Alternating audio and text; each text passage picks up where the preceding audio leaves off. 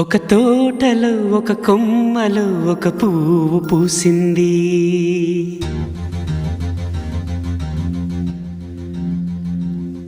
మహారాణిలా మహాలక్ష్మిలా ఆ పువ్వు నవ్వింది.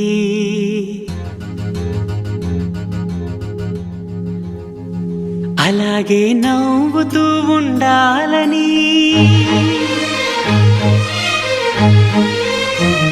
అలాగే నవ్వుతూ ఉండాలని నింగి నేల వాగు వంక చెట్టు చేమ గువగూడు ఆశీర్వదించాయి.